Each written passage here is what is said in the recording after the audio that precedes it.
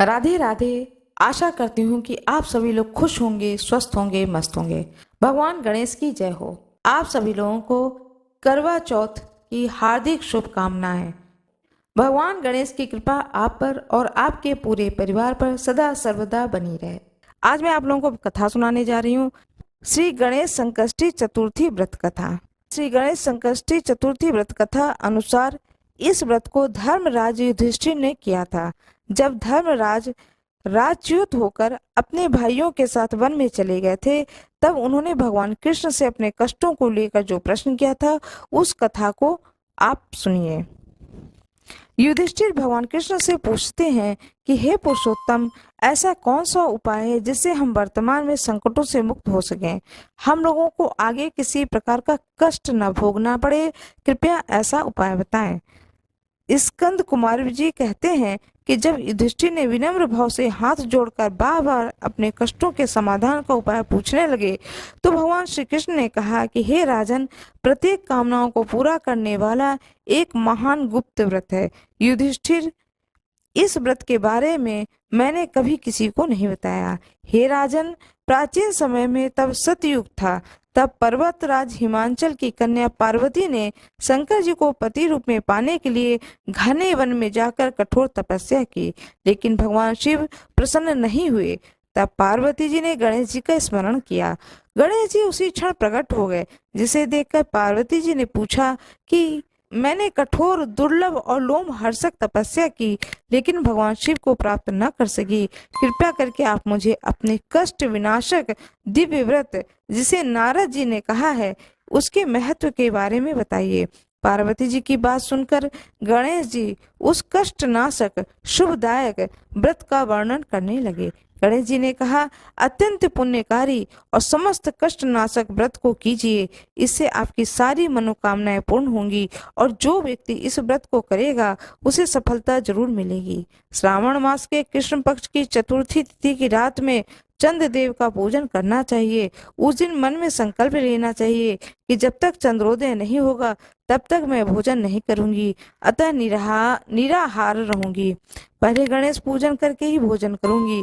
इसके बाद सफेद तिल के जल से स्नान करना चाहिए।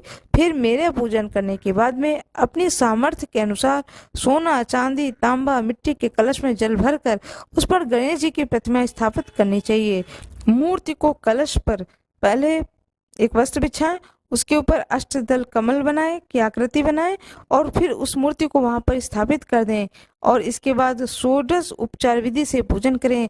प्रतिमा का ध्यान करते हुए कहें, हे लंबोदर, हे चार भुजा वाले, हे तीन नेत्र वाले, लाल रंग वाले, हे नील वर्ण वाले, शोभा के भंडारा, प्रसन्न मुख वाले गणेश जी, मैं आपका ध्यान करता हूँ या करती हूँ। हे गजानन, मैं आपका आवाहन करती हूँ। हे विघ्नराज, मैं आपको प्रणाम करती हूँ और यह आसन मैं आपको दे रही हूँ, कृपया इसे ग्रहण करें।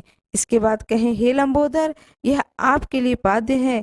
यह हे शंकर सुमन, यह आपके लिए अर्घ है। हे उमापुत्र, यह आपके लिए स्नानार्थ जल है। हे वक्रतुंड, यह आपके लिए आचमनीय जल है। हे शूर्पकर्ण, यह आपके लिए वस्त्र है। हे सुशोभित, यह आपके लिए यज्ञोपवीत है। हे गणेश्वर, आपके लिए यह रोली चंदन है। हे विघ्न विनाशक, यह आपके लिए फूल है। हे विकट, यह आपके लिए धूपबत्ती है। हे वामन, यह आपके लिए दीपक है। हे सर्वदेव, यह आपके लिए लड्डू का नैवेद्य है।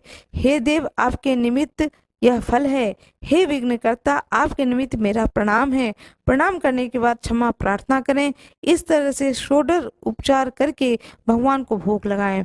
हे देवी, देसी घी से 15 लड्डू बनाएं। सबसे पहले भगवान को लड्डू अर्पित करें, फिर उसमें से 5 लड्डू ब्राह्मणों को दे दें। अपने सामर्थ्य के अनुसार दक्षिणा दें। फिर चंद्रोदय पर चंद्रमा को अर्घ दें। अर्घ देते समय यह कहें कि हे देवी, तुम सब तिथियों में सर्वोत्तम हो। हे गणेश जी के प्रिय हो। हे चतुर्थी, हमारे अर्घ को ग्रहण करो, तुम्हें मेरा प्रणाम है। इसके बाद फिर 5 लड्डू का खुद भोजन करें। फिर कहें, हे लंबोदर, आप हर व्यक्ति की इच्छाओं को पूरा करने वाले हैं, आपको मेरा प्रणाम है। हे समस्त विघ्नों के नाशक, आप मेरी कामनाओं को पूर्ण करें।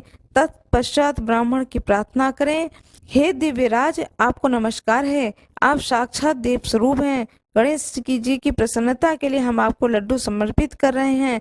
हम आपको नमस्कार करते हैं। इस प्रकार ब्राह्मणों को भोजन करा के गणेश जी से प्रार्थना करें। प्रार्थना करके प्रतिमा का विसर्जन कर दें और अपने गुरु को अन्न वस्त्र आदि दक्षिणा के साथ मूर्ति दे दें।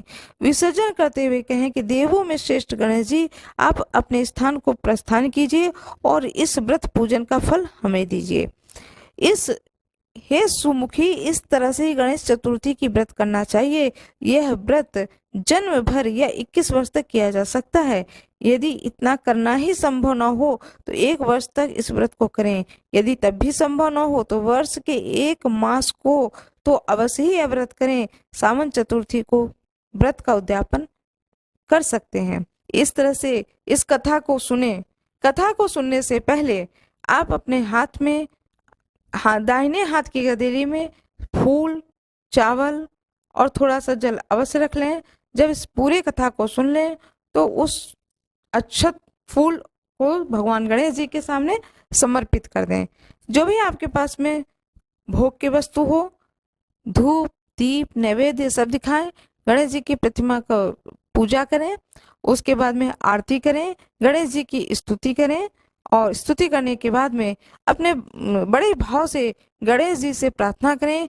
गणेश जी को भोग में लड्डू अवश्य लगाएं। मोदक हो तो मोदक लगाएं। गणेश जी को दुर्वा बहुत पसंद है, दुर्वा अवश्य चढ़ाएं। 11 या 21 दुर्वा का एक गांठ बना लें और गांठ बना करके भगवान गणेश जी के सामने रख दें और गणेश जी को पीला सिंदूर अवश्य लगाएं। जब आप चंद्रमा को अर्घ दें तो जिस लोटे से चंद्रमा को अर्घ दें उस जल में थोड़ा सा दूध, कच्चा दूध थोड़ा सा डाल लें।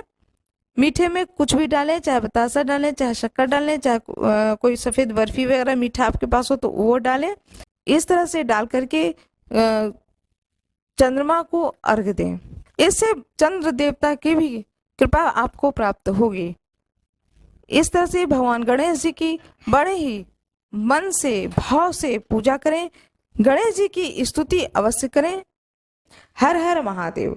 बाबा भोलेनाथ की जय, माता पार्वती की जय, भगवान गणेश की जय, भगवान विष्णु की जय, सभी देवी देवताओं की जय।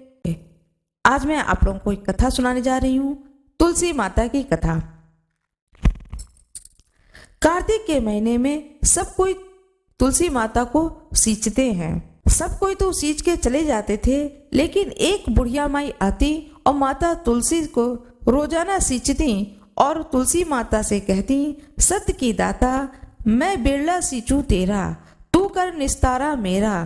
तुलसी माता अड़ुआ दे, लड़ुआ दे, पीताम्बरा की धोती दे, मीठा मीठा घास दे, बैकुंठ का वास दे, चटके की चाल दे, पटके की मौत दे, चंदन की काठ दे, झालर की झिनकार दे, साईं का राज दे, दाल भात का जमीन दे, 11 का दिन दे, कृष्ण का कंधा दे। इतनी बात सुनकर माता तुलसी सूखने लगी। एक बार भगवान कृष्ण ने पूछा कि तुम्हारे पास तो इतनी औरतें आती हैं तुम्हें जिमाने, गातने, तुम्हें पूजने, और तुम सूखने कैसे लगी? तब तुलसी माता ने कहा कि एक बुढ़िया माई आती है जो रोजाना इतनी बात कहकर जाती है। मैं तो और सब कुछ दे दूंगी, पर आप भगवान कृष्ण के कंधा कहाँ से दूंगी? थोड़े दिन बाद वह बुढ़िया मर गई। सब उसको उठाने लगे, पर वह इतनी भारी हो गई कि उठे ही नहीं। सब कोई कहने लगे, पाप घाट की माला फेरती होगी जिससे इतनी भारी हो गई है। भगवान बूढ़े ब्राह्मण का रूप धारण करके आए और सबसे पूछने लगे कि इतनी भीड़ क्यों हो रही है। सब लोग बोले कि एक बुढ़िया है जो कि मर गई है, पापनी थी, इसलिए किसी से नहीं उठती। तब भगवान बोले कि इसके कान में एक बात कहने दो तो यह उठ जाएगी। सबने कहा तू भी मन की निकाल ले। भगवान ने जाकर उसके कान में कहा, बुढ़िया माई, तू बिरला सींचे मेरा, मैं करूं निस्तारा तेरा। बुढ़िया माई अड़ुआ ले, गड़ुआ ले, पीताम्बर की धोती ले, मीठा मीठा घास ले, बैकुंठ का बास ले, चटके की चाल ले, पटके की मौत ले, चंदन की काठ ले, झालर की झिनकार ले, साईं का राज ले, दाल भात का जमीन ले, कृष्ण का कंधा ले। इतना सुनते ही बुढ़िया माई हल्की हो गई। भगवान ने कंधे पर लेकर के उसको गए, उसकी मुक्ति हो गई। हे तुलसी माता, जैसे उसकी मुक्ति करी है ऐसी हमारी भी मुक्ति करियो। जैसे उसको कंधा दिया है भगवान कृष्ण ने, ऐसे ही सभी को कंधा दें, इस कथा को सुनने वाले को और सुनाने वाले को। जिस प्रकार से भगवान विष्णु ने कृपा करी, उसी प्रकार से कथा सुनने वाले पर और कथा सुनाने वाले पर सदा सर्वदा भगवान विष्णु की कृपा बनी रहे। राधे राधे। कार्तिक का महीना आ रहा है। यह पूरे कार्तिक के महीने में जो कोई भी तुलसी माता की पूजा करता है, कार्तिक स्नान करता है, भगवान विष्णु की कृपा सदा सर्वदा उस व्यक्ति पर बनी रहती है। जिस प्रकार से भगवान शंकर को प्रिय है बेलपत्र, उसी तरह से शालिग्राम भगवान को प्रिय है तुलसी की पत्ती। तुलसी की पत्ती चढ़ाई जाती है भगवान विष्णु को, राम जी को, शालिग्राम भगवान को, हनुमान जी को। आज मैं आप लोगों को कार्तिक मास में तुलसी माता की पौराणिक कथा सुनाने जा रही हूँ। इस पर्व की कथा का उल्लेख श्री पद्म पुराण तथा अन्य पुराणों में इस प्रकार से हुआ है। प्राचीन काल में जालंधर नामक एक दैत्य ने अपने उत्पातों के कारण सभी को भयभीत कर रखा था।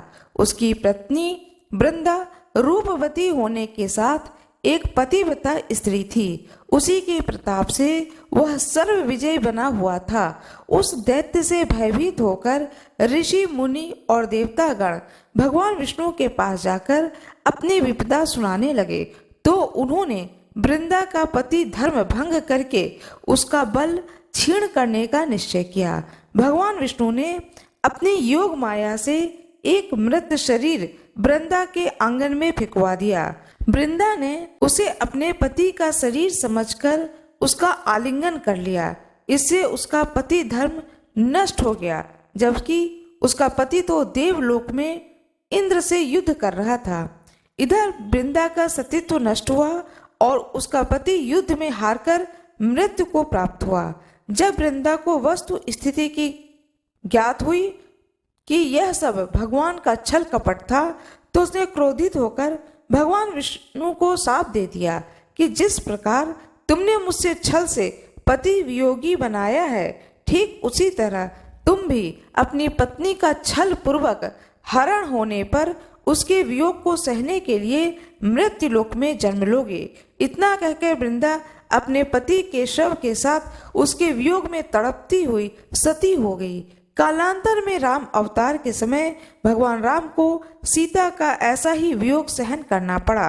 पार्वती ने वृंदा की भस्म में तुलसी, आंवला और मालती के वृक्ष लगाए। इनमें से तुलसी को भगवान विष्णु ने वृंदा का रूप समझकर अपनाया। कुछ लोग यह भी मानते हैं कि भगवान विष्णु ने छल से वृंदा का सतीत्व भंग कराया था, तो उसने उन्हें पत्थर बनने का शाप दिया था। इस पर भगवान ने कहा था कि तुम मुझे लक्ष्मी से भी अत्यंत प्रिय हो। यह सब तुम्हारे सतीत्व का ही फल है कि तुम तुलसी बनकर तुम सदा मेरे साथ रहोगी। जो भी तुम्हारे साथ मेरा विवाह करेगा वह परम धाम को प्राप्त होगा। यही कारण है कि शालिग्राम की पूजा बिना तुलसी दल चढ़ाए अधूरी मानी जाती है। इसी प्रकार पूरे कार्तिक मास में तुलसी जी की पूजा की जाती है। प्रातःकाल और सायंकाल दोनों समय में तुलसी माता की पूजा की जाती है। कार्तिक मास में प्रातःकाल के समय में तुलसी जी को सींचा जाता है, जल चढ़ाया जाता है, सिंदूर चढ़ाया जाता है, नित्य सिंदूर चढ़ाया जाता है, भोग लगाया जाता है, आरती की जाती है, दीपक जला करके रखा जाता है सुबह के समय भी और शाम के समय भी। नित्य भगवान विष्णु के चरण बना करके वहां पर दीपक जलाया जाता है। इस तरह से तुलसी माता की पूजा पूरे कार्तिक माह में की जाती है। आप सभी लोगों को करवा चौथ की हार्दिक शुभकामनाएं। हम सभी सुहागिन स्त्रियों के सुहाग अमर रहें। आज मैं आप लोगों को करवा चौथ की कथा सुनाने जा रही हूँ। सबसे पहले भगवान गणेश की कथा सुनाने जा रही हूँ। आप अपने हाथ में पुष्प और चावल ले लें। एक अंधी बुढ़िया थी। उसके एक बेटा और बेटे की बहू थी। बुढ़िया बहुत ही गरीब थी। वह हमेशा गणेश जी की पूजा करती थी। एक दिन प्रसन्न होकर गणेश जी ने बुढ़िया से कहा कि बुढ़िया माँ, तू जो चाहे सो वर मांग ले। बुढ़िया बोली, मुझसे तो वर मांगना आता नहीं है, कैसे और क्या वर मांगू। तब गणेश जी बोले कि तू अपने मन में विचार करके कल आकर मांग लीजो। तब बुढ़िया बोली, ठीक है। और वह खुशी खुशी अपने घर आई और बेटे से कहने लगी कि आज गणेश जी मुझसे कह रहे थे कि तुम जो चाहो सो वर मांग लो, सो बताओ मैं क्या मांगू। बेटे ने कहा धन मांग लो। फिर बहू ने उससे पूछा तो बहू ने कहा कि नाती मांग लो। तब बुढ़िया ने सोचा कि ये दोनों तो अपने अपने मतलब की चीज मांग रहे हैं। तब बुढ़िया ने पड़ोसियों से पूछा तो पड़ोसियों ने बुढ़िया से कहा कि तू थोड़े दिन जीवेगी तो क्यों धन मांगे और क्यों नाती मांगे, तू तो अपने दीदा गोड़ा मांग ले जिससे कि तेरी जिंदगी आराम से कट सके। बुढ़िया ने पड़ोसियों की भी बात मानी और घर में आकर सोचने लगी कि जिसमें बेटा बहू राजी हो वह भी मांग लूं और अपने मतलब की चीज भी मांग लूं। जब वह दूसरे दिन गणेश जी की पूजा करने लगी तो गणेश जी आए और बोले, हे बूढ़ी माँ, बोल क्या चाहिए, जो चाहिए सो मांग लो। झट बुढ़िया बोली, यदि आप मुझ पर प्रसन्न हैं तो 9 करोड़ की माया दें, निरोगी काया दें, दीदा गोड़ा दें, नाती पोता दें, जमाई देवता दें, भाई भतीजे दें और सब परिवार को खूब सुख दें, अंत में मुझे मोक्ष दे। तब गणेश जी कहते हैं, हे बूढ़ी माँ, तूने तो मुझे ठग लिया। खैर, जो कुछ भी तुमने मुझसे मांगा वह सब मैं तुमको दूंगा। यह कह करके गणेश जी अंतर्ध्यान हो गए और बूढ़ी माँ को मांगे अनुसार सब कुछ मिल गया। हे गणेश जी महाराज, जैसे तुमने उस बुढ़िया को सब कुछ दिया वैसे ही हम सभी भक्तों को सभी कुछ प्रदान करें। भगवान गणेश की जय हो। भगवान गणेश की जय हो। आपके हाथ में पुष्प और जो चावल है वह आपने अपने सामने जो करवा चौथ बनाया है उसके ऊपर चढ़ा दें। करवा चौथ व्रत कथा। अपने हाथ में चावल और पुष्प ले लें। एक साहूकार थे जिनके 7 बेटे और 1 बेटी थी। सातों भाई व बहन एक साथ बैठकर भोजन किया करते थे। एक दिन कार्तिक की कृष्ण पक्ष की चौथ का व्रत आया तो भाई बोला कि बहन आओ साथ में भोजन करें। बहन बोली कि आज मैंने करवा चौथ का व्रत रखा है, चांद उगने पर ही खाऊंगी। तब भाइयों ने सोचा कि चांद उगने तक बहन भूखी रहेगी तो एक भाई ने दिया जलाया, दूसरे भाई ने छलनी से लेकर उसे ढक दिया और नकली चांद दिखाकर बहन से कहने लगे कि चलो चांद उग आया है, अर्घ दे लो। बहन अपनी भाभियों से कहने लगी कि चलो अर्घ दे देते हैं। तो भाभियां बोली, तुम्हारा चांद उगा होगा, हमारा चांद तो रात को उगेगा। बहन ने अकेले ही अर्घ दे दिया और खाना खाने लगी तो पहले ही ग्रास में बाल आ गया, दूसरे ग्रास में कंकड़ आया और तीसरे ग्रास में मुंह तक किया तो उसके ससुराल से संदेशा आया कि उसका पति बहुत बीमार है, जल्दी भेजो। माँ ने जब लड़की को विदा किया तो कहा कि रास्ते में जो भी मिले उसके पांव लगना और जो कोई सुहा का आशीष दे तो उसके पल्ले में गांठ लगाकर उसे कुछ रुपए दे देना। बहन जब भाइयों से विदा हुई तो रास्ते में उसे जो भी मिला उसने यही आशीष दी कि तुम 7 भाइयों की बहन, तुम्हारे भाई सुखी रहें और तुम उनका सुख देखो। सुहाग का आशीष किसी ने भी नहीं दिया। जब वह ससुराल पहुंची तो दरवाजे पर उसकी छोटी ननद खड़ी थी। वह उसके भी पांव लगी तो उसने कहा कि सुहागिन रहो, सपूत हो। बहन ने यह सुनकर पल्ले में गांठ में बंधी ननद को सोने का सिक्का दिया।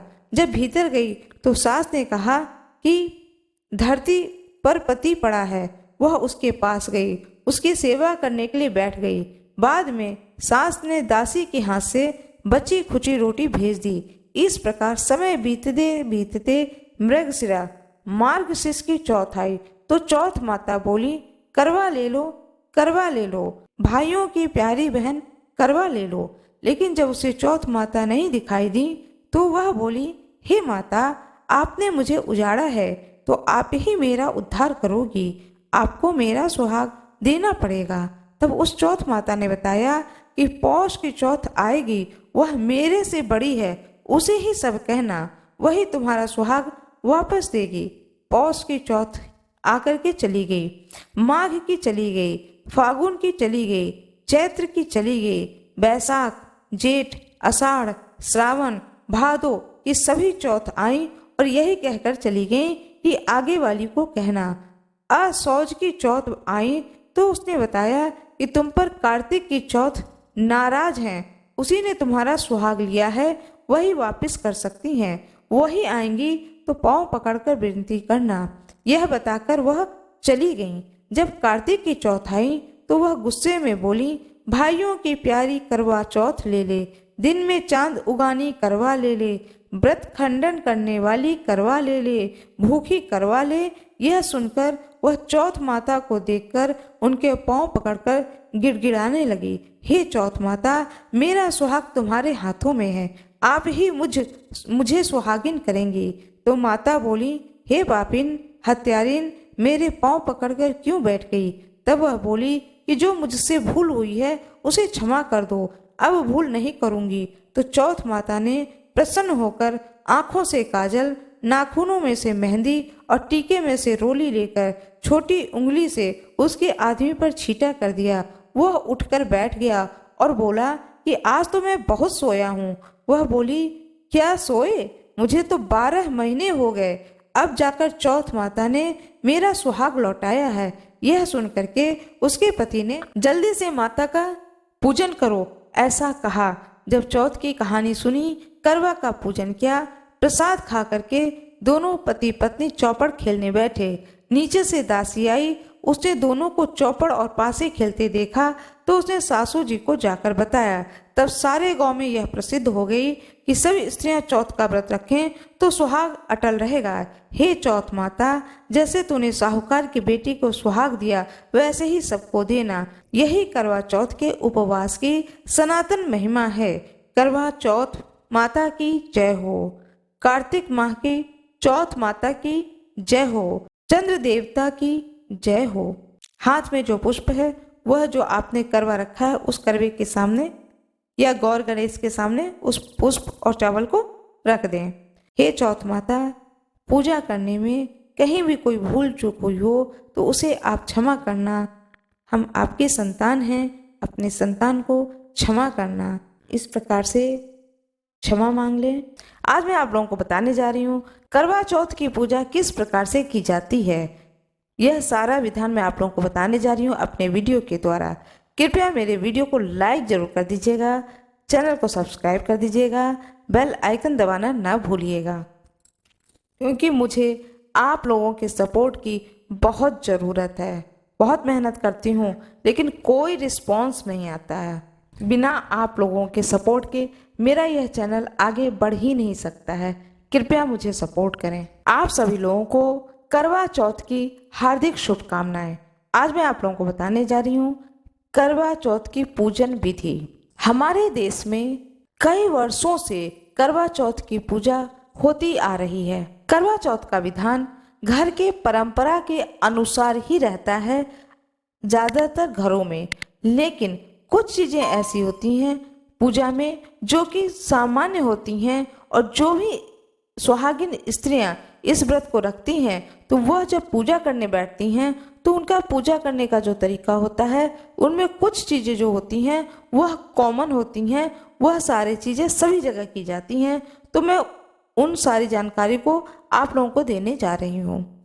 सबसे पहले करवा चौथ में पूजन की जरूरत होती है। करवा माता का जो कैलेंडर आता है उस कैलेंडर की जरूरत होती है। अब तो यह कैलेंडर आने लगा है लेकिन बहुत घरों में आज भी वह बनाया जाता है। चावल को भिगो लेते हैं, भिगो के उसको पीसते हैं और उससे उस ऐपन से करवा जमीन में, आंगन के जमीन में बनाया जाता है या फिर बहुत लोग घर के छत पर, खुली छत पर उस करवा को बनाते हैं। जो करवा आपका चाहे पीतल का हो चाहे मिट्टी का हो, उस करवा पे ऐपन जरूर लगाते हैं, उसे सूखा नहीं रखते हैं। चाहे आप बाहर के जो करवा खरीद कर लाएं, भला वो कितना ही सजा क्यों न हो, फिर भी उस पर ऐपन जरूर लगाएं। चाहे ऐपन की 5 बिंदी लगाएं अथवा पूरे में ही ऐपन को, पूरे करवा को ऐपन से रंग दें, लेकिन रंगा जाता है, सूखा करवा का इस्तेमाल नहीं किया जाता है। जो करवे के ऊपर ढक्कन रखते हैं उसको भी रंगा जाता है, उसके ऊपर जो दीपक होता है, दियाली जलाई जाती है, उस पर भी बिंदी लगाई जाती है, उसको भी रंगा जाता है, कोरा नहीं रखा जाता है। फिर करवे के ऊपर कंठ पर मौली बांधी जाती है। फिर करवे के अंदर आप अपने घर के परंपरा के अनुसार जो चीज़ें भरी जाती हैं आप उन चीज़ों को डालें। खाली करवा पूजा में नहीं रखा जाता है। बहुत जगह पर चूड़ा भरा जाता है, मीठा भरा जाता है, बहुत जगह पर ड्राई फ्रूट्स भरे जाते हैं और बहुत जगहों पर चावल की पिन्नी भर कर रखी जाती है। बहुत जगह पर लोग पूड़ी रखते हैं और बतासा रखते हैं। यह अपने अपने घर के परंपरा के अनुसार करवा को भरा जाता है। करवा को भरने के बाद में करवा के टोटी में सीख लगाई जाती है, जो कि कुश का सीख होता है। वह उस गिनती में 5 या 7 होती हैं। जो सीख है उस चीज का ध्यान रखना चाहिए। जो सीख है वह टूटी ना हो, ऐठी ना हो, बीच से मुड़ी ना हो, बिल्कुल सीधी हो, साफ हो और सीधी हो। इस चीज का विशेष ध्यान रखें। इसके बाद में जो, यदि आपके पास में आपने कैलेंडर लिया है तो उस स्थान पर आप अपने पूजन सारी सामग्री, पूजन का जो सामग्री है आपके पास में, वह सारी सामग्री वहां पर लेकर के बैठे।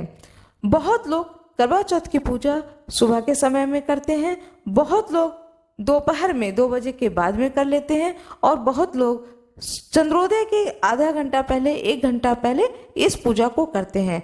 यह पूजा भी अपने घर के परंपरा अनुसार होती है।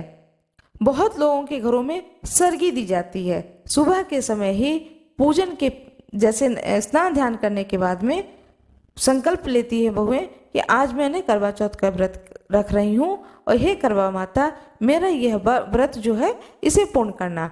तो वो उसके बाद में सरगी बनाती हैं घर में। अब तो ये सारी चीज़ें बाजार में मिलने लगी हैं। सरगी बनी बनाई भी आती हैं, जो कि मैदे की होती हैं। वह ना नमकीन होती है और ना ही मीठी होती हैं। मैदे की बड़ी बड़ी पूड़ी जैसी होती है और सादी होती है। 5 या 7 ले लिया जाता है और उसके ऊपर श्रृंगार का सामान रख करके, बहुत घरों में ऐसा होता है, और कुछ पैसे रख करके घर में जो सास होती है उन्हें दिया जाता है, ननद है तो उन्हें दिया जाता है। जिनके घर में सास और ननद नहीं है तो वो क्या करती हैं कि जो कोई भी आसपास ब्राह्मण होते हैं उनकी पत्नी को जाकर के यह सारा सामान सुबह ही सुबह दे दिया जाता है। यह अपने अपने घर का विधान है, जरूरी नहीं है कि हर घर का ये विधान हो। इसके बाद में जो सुहागिन स्त्रियां होती हैं वो लोग, बहुत लोग दोपहर में पूजा करती हैं और बहुत लोग रात में पूजा करती हैं। तो जो रात में पूजा करती हैं उस पूजा का विधान मैं आप लोगों को बताने जा रही हूँ। जब करवा पूरा तैयार कर लेते हैं तो उस करवे के ऊपर जो धातु का करवा होता है, पीतल का करवा जो स्वयं का करवा होता है, उसके ऊपर धातु के ही बर्तन रखे जाते हैं। उस बर्तन के ऊपर चावल रखा जाता है और बहुत जगह पे गेहूं रखा जाता है। उस प्लेट को पूरी तरह भर दिया जाता है चावल या गेहूं से, और बहुत जगह पर उसके ऊपर पूड़ी रखी जाती है, बतासा रखा जाता है, खाली नहीं रखा जाएगा। फिर उस प्लेट के ऊपर भी एक छोटी सी दीपक जलाई जाती है, जो कि देसी घी का दीपक होता है।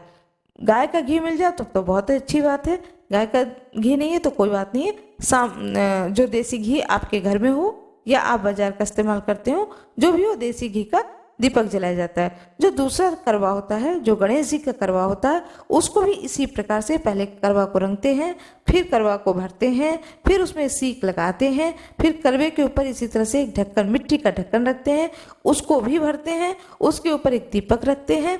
इस दोनों दीपक को जला दिया जाता है। उसके बाद में फूल है, फूल से सब भगवान के ऊपर जो करवा बना होता है उसके ऊपर जल चढ़ाते हैं, फिर चावल चढ़ाते हैं, फिर रोली है, सिंदूर है, ये सारी चीज़ें चढ़ाई जाती हैं। जो फर्श पे बनाया जाता है उनमें सूर्य है, चंद्रमा है, सीढ़ी है, तुलसा का पेड़ है, 7 भाई 1 बहन, ये सब बनाई जाती हैं। इनकी आकृति बनाई जाती है चावल के, पिसे हुए चावल से, तो वो उन सबकी पूजा की जाती है। उसके बाद में दीपक जला करके आरती की जाती है और उसके बाद में हाथ में पुष्प और चावल लेकर के पूजा की कथाएं सुनी जाती हैं।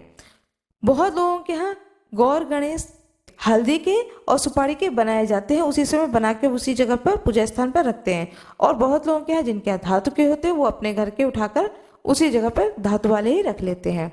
बहुत लोगों के यहाँ गौर बनी होती हैं, उस गौर को ले जाके पूजा स्थान पर रखते हैं ताकि पूजा करके जब हम उठे तो उठने के बाद गौर से सुहाग लिया जाता है। इस प्रकार से आप फल है, मिठाई है, जो भी घर का सामान हो वह सब वहाँ उसी जगह पर पूजा स्थान पर रखते हैं।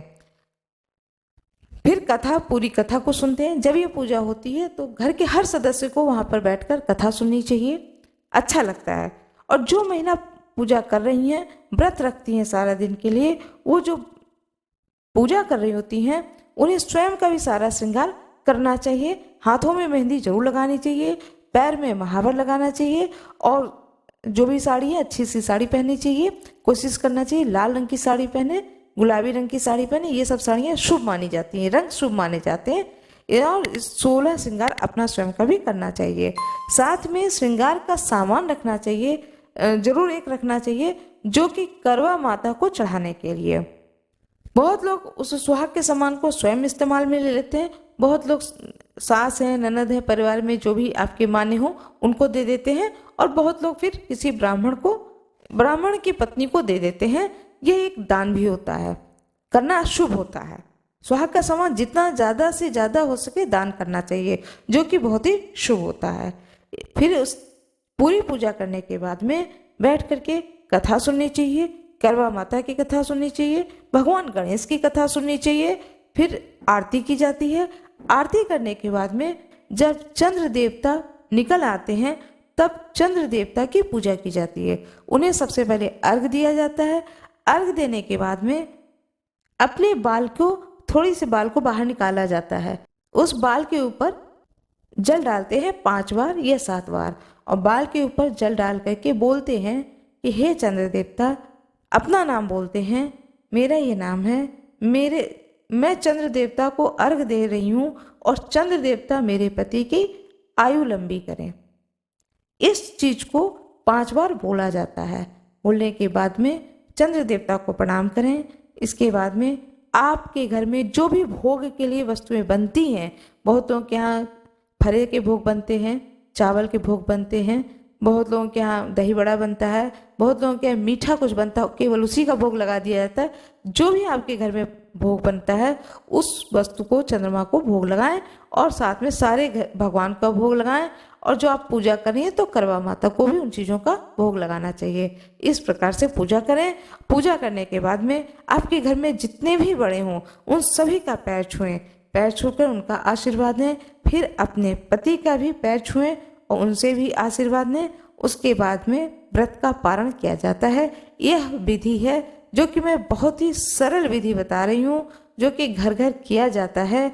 उस विधि को मैंने बताया है अपने तरीके से, जिससे कि आप लोगों का कुछ भी छूटे ना, अच्छे से अच्छा आप लोगों का पूजन हो जाए। यह मैंने पूजा का विधान बताया है, करवा चौथ के पूजन का विधान बताया है। कृपया मेरे वीडियो को लाइक जरूर कर दीजिएगा, चैनल को सब्सक्राइब कर दीजिएगा, बेल आइकन जरूर दबा दीजिएगा।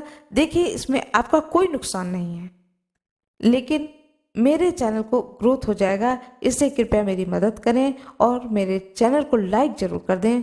धन्यवाद।